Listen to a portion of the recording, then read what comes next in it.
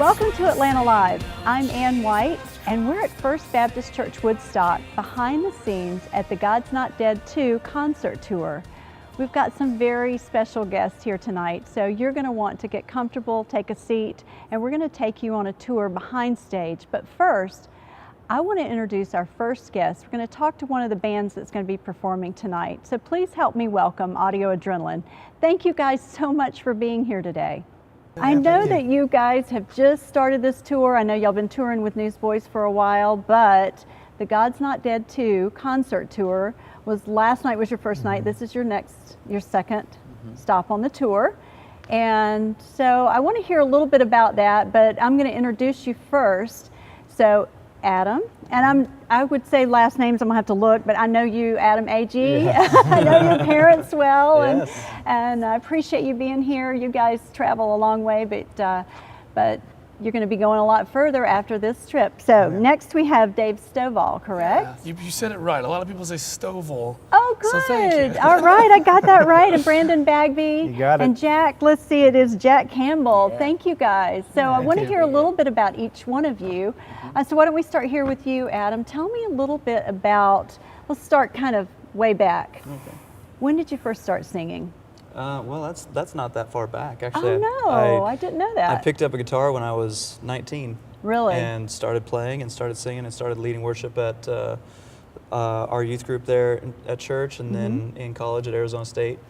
And just, I don't know, it just kind of clicked with me. I felt like I loved to do it. I loved to play and sing and lead worship. And right around that time was a lot of the great worship movement songs, and I fell in love with it, and I felt like that's what God had for me. I grew up playing sports, and took piano lessons for a couple months when I was in fifth grade, and then quit to go play basketball. And so decided to pick up music, and now here. You know, that's here we really are. interesting, because normally when I interview artists, whether they're actors or musicians, they say, I was singing around the house at 2 years old, and my mom was telling me to be quiet. So you didn't have that experience. I mean, I'm sure I sang a little bit, and like when I was really, really little, and then probably in the youth group, you know, every now and then. Yeah. But nothing. I wasn't really into it. It wasn't on your radar. I wasn't all about it until I got a little older. I was all about sports. Wow, that is really interesting. So let's go to you, Dave. What about you? It's the opposite story as Adam. Okay, good. I want to hear it. My dad was my band director, and my mom was a drummer. My brother was a drummer. Your mom was a drummer? Yeah. Oh, that's awesome. Uncle, grandpa, they were all like musicians. Yeah. Everybody in my family. So I grew up just predestined to be a band nerd, basically. But I started playing music very early, singing, and I wanted to be the next Michael Jackson. That was my thing. I just wanted to dance and sing. Well, now, do we see that on stage? Yeah, sure. The Our first song, I'll do a couple little moves. Okay. How about right now? No. You do that. But then it was when I became a teenager and I went to my first Christian rock concert, which happened to be DC Talk and Audio Adrenaline. And that changed everything for me, because I was like, I'm going to be this singer, dancer guy. But I was a believer already at a young age. But when I saw that concert and saw that you could be a Christian and be like rock and roll and be good at what you do, I was like, I want to make music for God and not just to make music. So that kind of changed like the trajectory for me. And then I went on to study in college and, you know, started my own band kind of a thing. But happy to be in a band with these guys for sure. Brandon, what's your story? I could probably start. My dad was a guitar player, singer. He would play in college and bars and stuff. He had like an Eagles tribute band, I think. Oh, cool. So him and his buddies would get together. So Does he still play? I don't think so. It hurts his hands, and I just remember growing up as a young child listening to him play a 12-string Epiphone he still got at home from the 70s. It's hopefully I get it. That's treasured. Yeah. I imagine he's going to listen to this interview, right? You made to make sure he does, right? Okay. But I picked up my first instrument in violin in 5th grade. So I started with the orchestra, and then it was an orchestra teacher in, I believe, 8th grade. He said, you know, what kind of music do you listen to? And I said, man, I really like rock music. And he's like, you should play what you like to listen to. Right. And so then my parents, they wanted to move out of the city. We were in the New Orleans area, and they wanted to move out into the country. So they bought 5 acres of land, way out in the country, built a house, no cable television. So as a high schooler, I mean, I couldn't watch TV when I got home from school, so I picked up guitar. Wow. And that's how it started. So just hours in the bedroom, just practicing, learning, teaching myself how to play. So you think that was intentional? They didn't have the TV on? maybe. I mean, I'm thankful now. Right. Well, it So- could be intentional from God. No. You know, He always has a plan, and He kind of maneuvers Yeah. that path Yeah. to get us where He wants us to be. Yeah, and so you absolutely. guys are definitely where you're supposed to be right now. So tell us a little bit about you. About me? Yes, Jack. You're from, Me too. is it Australia? I am. Okay, I thought I was going to have yes. to tell you, but yeah. No. Most people, they wait for the first sentence I say and then they're like, Yeah, I think Where you that from? gives it away just a little bit. yeah. But for me, I think I was 9 when I first got a drum kit for Christmas or my birthday. I didn't even ask for it. I think Mum just got it for me because she wanted me to be a drummer. I don't know. I think for church there was not enough drummers, so I just learned to play there. Yeah? Yeah, I just played church for most of my life and sometimes at school. But this is like my first band, but loving it. Yeah, awesome. Awesome. Now, how long have you guys all been together? This group, we're 1.5 years. Yeah. And y'all have done a lot in 1.5 years. I mean, Audio Adrenaline as a whole has been, been around for a long time. I remember my kids when they were little, listening to the band, and but you guys have done a lot. Just had an album come out last year, went #1 on the Billboard charts. So, Adam, tell us a little bit about that. Oh, that's completely attributed to our team that we have with us. We've got, first of all, a great group of producers and engineers and everybody who helped us make the record, and all the people who co-wrote with us with the songs, and then our management company and our label just all did an incredible job of promoting and just making the best record that we felt like we could make. And I'm very fortunate to come out #1. I mean, that's Yeah, super, and super that's Sound fun. of the Saints, and that's an incredible song. There's a lot of great songs on there. What? Tell me, Dave, what's your favorite song? I knew you were going to ask me that. I was Oh thinking ahead. goodness, yeah, it's hard to ask, isn't it? Because you probably have several. My favorite one to play is Spirit Burn. I don't know why. I guess because it's like really like a rock-driven song, but it's worship too. So Right. you kind of like the energy levels are just there. You're just jumping around and rocking out, but at the same time, like spiritually, you're like being stirred to think more about the Lord. But I think the first time I heard like Sound of the Saints all the way done that's probably my favorite song on the whole record for sure. Something special about that one. I would agree. Yeah. Yeah, I mean, we play that one. We play that one live every night, and we did a special version of it with His Little Feet Choir, and so Oh, a bunch wow. of little kids we chorus on it, and we feature one little girl. I went down to Haiti, where we do our mission work at the Hands and Feet Project Definitely down want to there. talk about that. Totally, and went down there and filmed some video for it, and so we got a moment in our set where we show the video during that song and the girls singing, and it's a really Wow. powerful, special moment, and people start cheering in the middle of the song, and it's just like every night when we play it, it's incredible each time we get to play it. Oh, I love to hear the song of creation, the wind and the rhythm of the rain. Oh, the thunder, it speaks of your power, but there's something in the sound of the saints. I've been washed in the roar of the ocean, found peace in the echoes of a cave. And the trees of the field, they clap their hands, but there's something in the sound of the saints. From the lips of those you saved, a redemption song will rise, with a sound so full it cracks the sky. Whoa, we sing hallelujah. Whoa, we sing amen. Hear the sound of the saints as we march on to Zion, singing hallelujah, amen. Singing hallelujah, amen. And people start cheering in the middle of the song, and it's just like every night when we play it, it's incredible each time we get to play it. So many of your songs are powerful and have a lot of meaning behind them. And you guys are involved in writing. I know several of you are, maybe all of you are. Okay, Brandon, your turn. Tell me what's your favorite song, or what's the most meaningful song that you play today with the group? You know, I mean, as far as like favorite, I kind of go back in my head, like when joining Audio A, I remember they were working on the album at the time, and he called me up, Adam called me up like last minute. He's like, hey, what are you doing today? I'm like, I'm just sitting at home, you know, and he's like, hey, can you come just track some guitars on this one song? And Dave Wagner, our manager, was there, and Adam was there, and I was thinking like, well, this is like a test. That was your audition. It was like the audition, because I think we were doing rehearsals that week, and it was just like, you know, we were just kind of getting used to each other and the vibe and everything, and it was like, hey, just come track guitar solo. So the song Move, I got to come in and track on, so that was pretty special for me. And prior to joining the group, I was concentrating on studio work, and then decided to come back out on the road, mostly because of Hands and Feet being involved with the band. We're going to get to talk about that later. But yeah, I think, you know, Love Was Stronger is probably like very powerful. Love that song. Yeah. Yes. For me, yeah. Yeah, those are real powerful. And so I want to talk a little bit more about those too. But before I do that, what about you, Jack? I was hoping you'd ask me first because I knew Brandon would say Move. Oh, okay. Just the Yeah. playing And you part. can I say just- it too you because know. it's a Man. it's a powerful song. Yeah, I'll do it anyway. Yeah, Move's my favourite song to play as well. We finished the night with it, gets everyone pumped.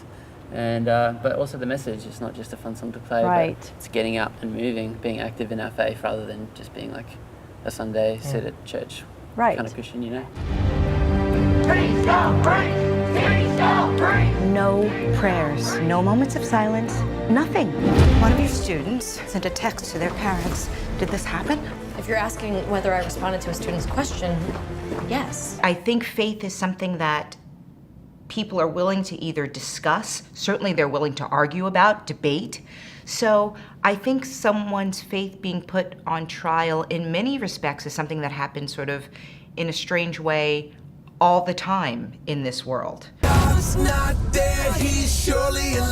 What does that mean to you? You know, did you experience, and how can you encourage someone who's watching tonight to embrace something that they're afraid to do? Did you ever fear? Oh yeah, all the time. Last night going on stage. And it's good that you're transparent. Totally. Oh man, but no, I think the lyric in the song Move one of the lyrics says, "If you're ready or not, and give it all that you got." Like it doesn't matter if we feel like we've got all the teaching and the studying done, and we're in a place financially where we can go, and we've got all of our ducks in a row, and we're finally ready and on our terms, in our own headspace. Like, okay, now I've got my life together. Now I'm ready to go out on mission. No, that's not, because we're all broken individuals. We're all messed up. We all have our own struggles and failures, and life's never going to be perfect. You're never going to be at that point where you think you have to get in order to take that next step. You're right on the edge right now. You're always right there, always ready to take that step. And so we try to encourage people, if God's calling you to do something with missions, if God's calling you to go on a mission trip, if God's calling you to serve in your local church, just do it. Just go, and He will make a way. He'll find a way. If you're willing to serve, if you're willing to take that step, whether you feel like you've got all the skills or not, He wants to use you, and He wants to use you right now. And so that's what we're encouraging, is the immediacy of taking that call and going. And like you said, the courage is a huge thing, and I totally believe 100% that He will give you the courage you need to step out on stage and play a show in front of 10,000 people, or to go serve in your church, whether anybody sees it or not. I think He'll give you the courage to do all that stuff. I agree. Dave, what about you? Have you ever doubted that, Oh yeah, of course. that you were capable of doing, what God's, gifted you with? Yeah, in 2004, I started the band called Waverly, and we toured for about 10 years, and then it just ended in 2013. I know it's not 10 years, whatever. But we ended, and it was just, it was just kind of over. And it was just like, all this stuff had happened, and we thought that God was going to take us to this one place, but we ended up going somewhere different, and it ended. And for 2-3 years, I was just paralyzed by fear to keep going. It's like I knew my whole life that I had this calling to do music, and that's what God had for me. But at that moment, I was like, I'm too scared to try again because I don't want to fall on my face. So I was like, God, I'm done. I'm not singing, I'm not touring, I'm not writing. I'm done with this. And I went and worked retail for 2 or 3 years. And then I got a call from my aunt. She was like, hey, do you want to come play at this Southern Baptist church? We'll pay you a little money to play. It was drums at the time. And I was like, yeah, sure, I'll do it. And I started playing, and then after a month went by, they were like, do you want to sing a special? And I sang Nothing But the Blood of Jesus. And just the reaction that I got from singing that, people coming up and telling me, encouraging me, like, you've got a gift, like, you're anointed, your voice, blah, blah, blah, whatever. It just really, the lights just went back on, and I was like, God is telling me, I made you for this, and you're not doing that, and you're wasting it.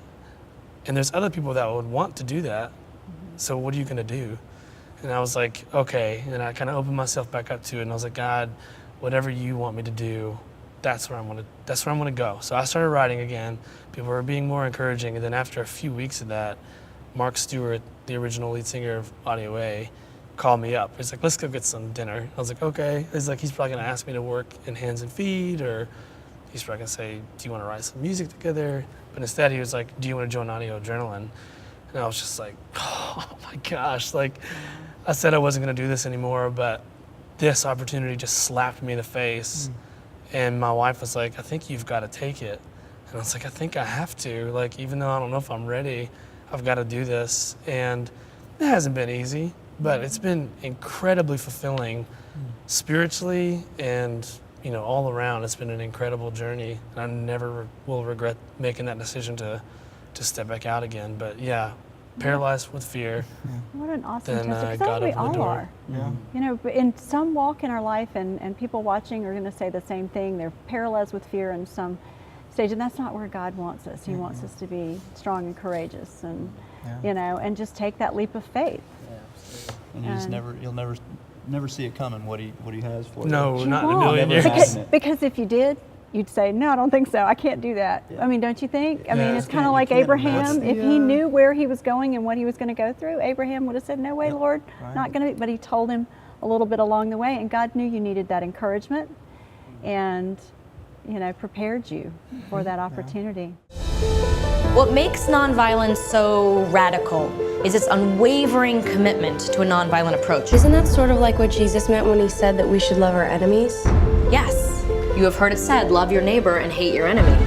But I tell you, love your enemies and pray for those who persecute you. In this movie, the message is so relevant to, I feel like, most high school teens that went through having to stand up for their faith. And I feel like it's a ton of people in the world nowadays, because honestly, the sad thing is it's not the coolest thing, it's not the #1 thing that everyone's doing, but I think that we can change that. And I've definitely been challenged in my faith in several different times in my life, and to have a friend by my side has really helped me through it.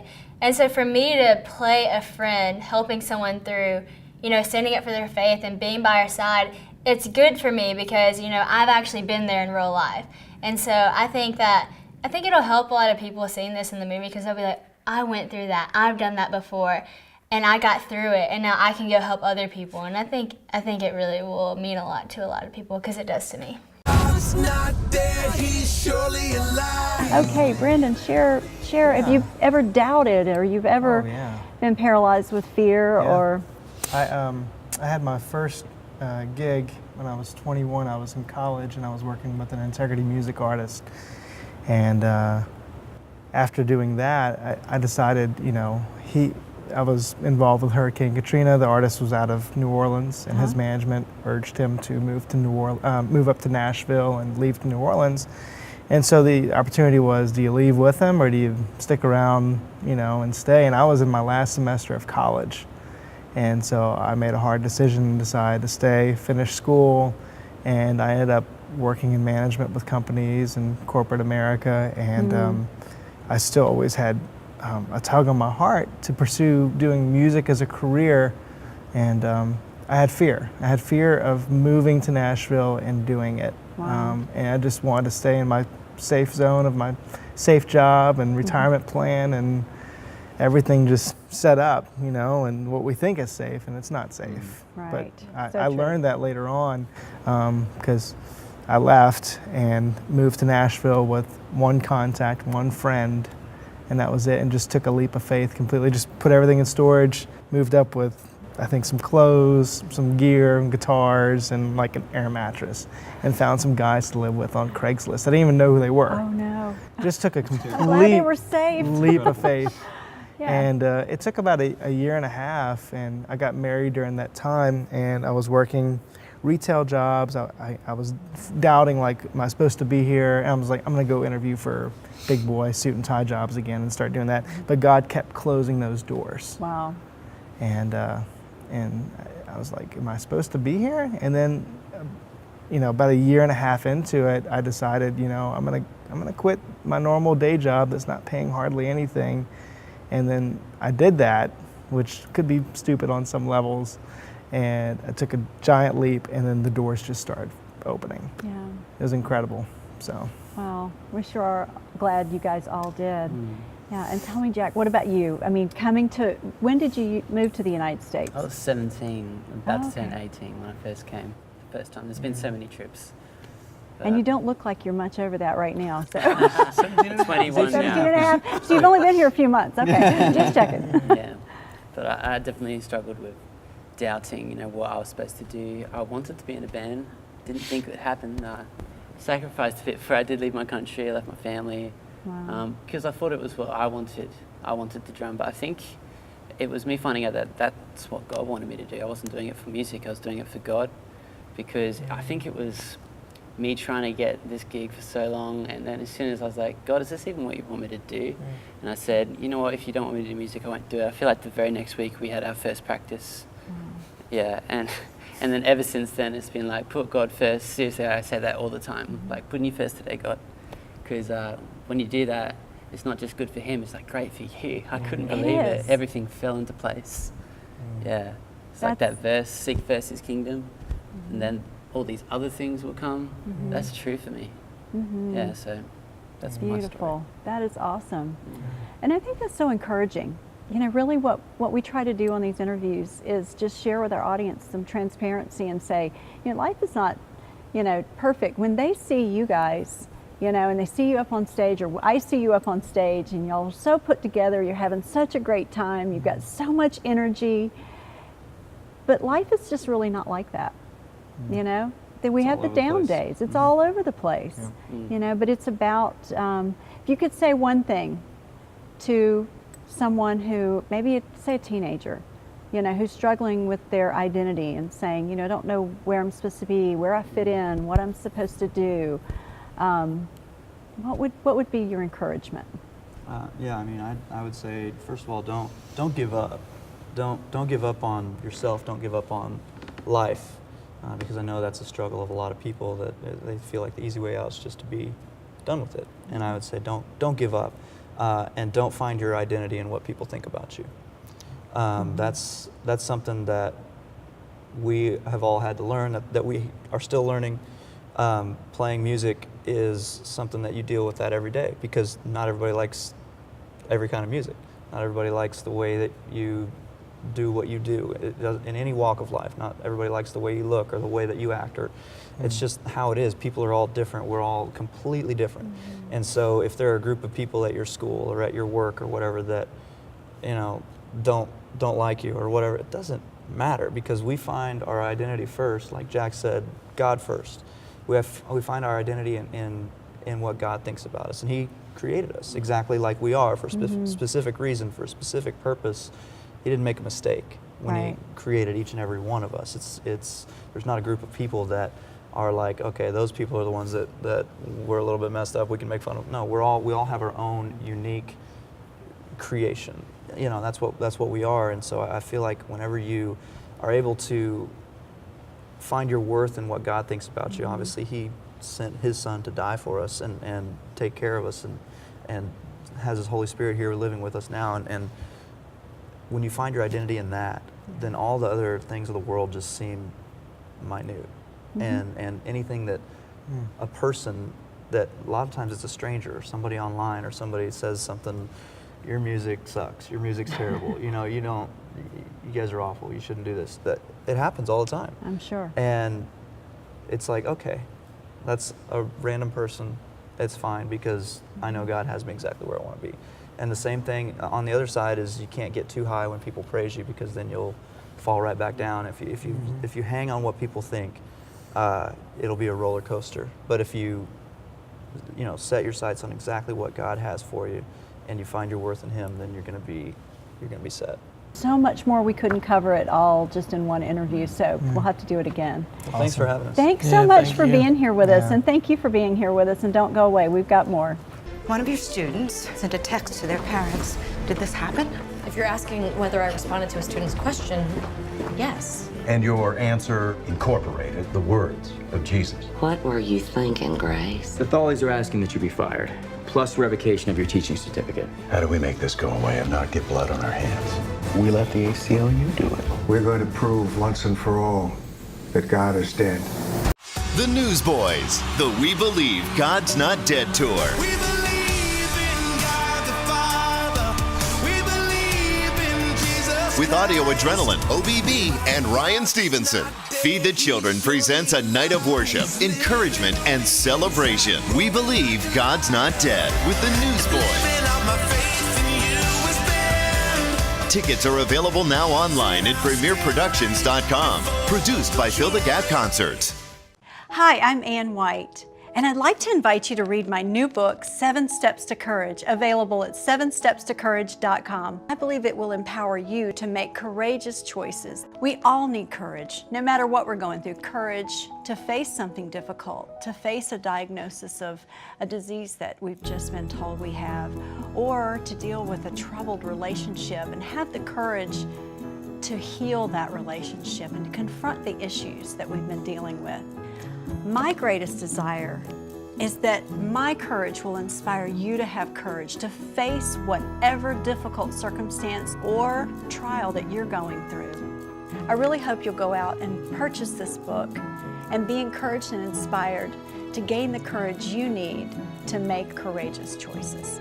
Available at 7stepstocourage.com.